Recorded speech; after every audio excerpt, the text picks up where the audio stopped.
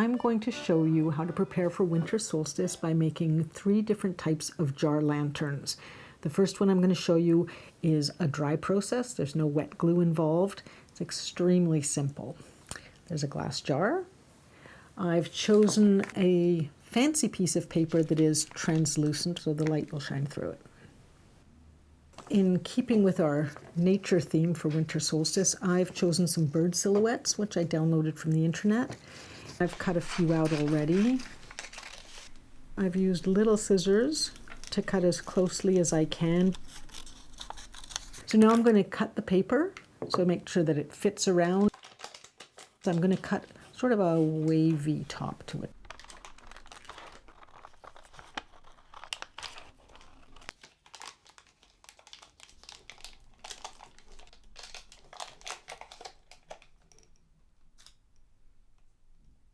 I'm just taping on some little pieces of tape to conform the silhouette to the shape of the jar because it's curved.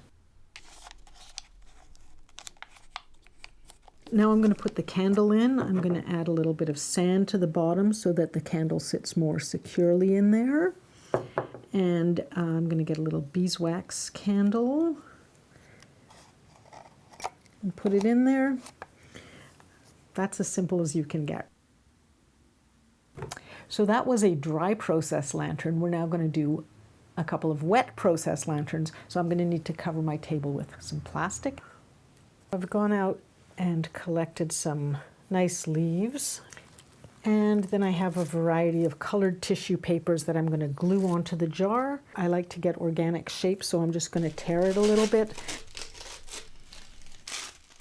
I've also pre-cut a very rough little star shape that I can do something fun with, and some more silhouettes, and then I'm going to glue those elements onto it as well.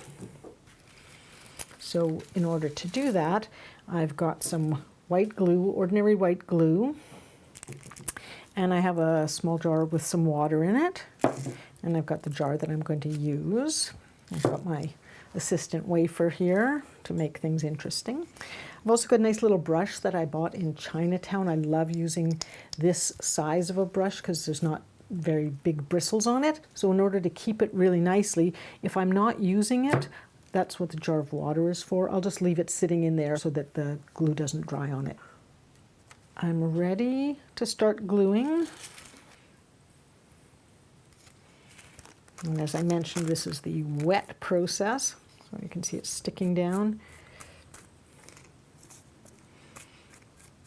And you just glue it right on there.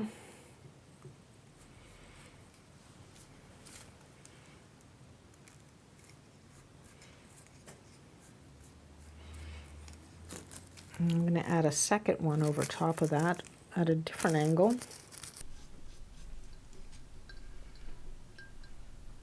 I just want to cover all the parts of the jar with tissue, and it's fine if the colors overlap. Okay, so I'm ready to add a little raven. I like this guy. I'm going to have him sit right down here. So I'll make sure that there's glue there, and as with the tissue paper, I'm going to just cover him with glue so he sticks down like that. I also want to add a leaf now. And same as with the tissue paper, just cover it with glue. But to hold that down, I'm just going to anchor it with a piece of tissue paper over top of it.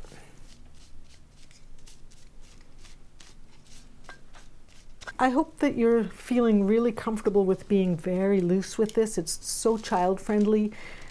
I've seen the most astonishing and beautiful things that when kids are not constrained, it will be gorgeous, and just it's so expressive and fun. As always, I prefer the beeswax candle. Level the bottom and put your jar in there, and it's going to sit over here to dry while we work on the next one. The third lantern that we're going to do is I'm using an actual vase, and I'm going to cover it completely with white paper, and then I'm going to put some exquisite flower petals on it. In the summertime, I walk around and collect flower petals. When I bring them home, I take a big heavy old book and I put tissue paper inside of it, and then in between the layers of tissue paper I put the flower petals, close it up, put more books on top of it, and forget about it. And that's how I collected these poppy petals. And since I know I'm going to be using flower petals, I'm going to tear up a bunch of small pieces to hold them down, as I did with the last lantern. Now I'm going to cover the vase with white paper, and as with the last one, I'm going to move my precious things away from the drip line of the glue. And I'm working on top of plastic again.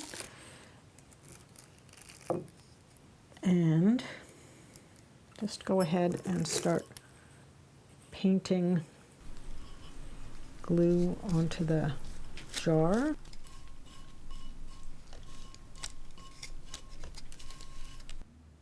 I'm going to put down a flower petal, cover it with glue, cover it with a piece of white tissue paper.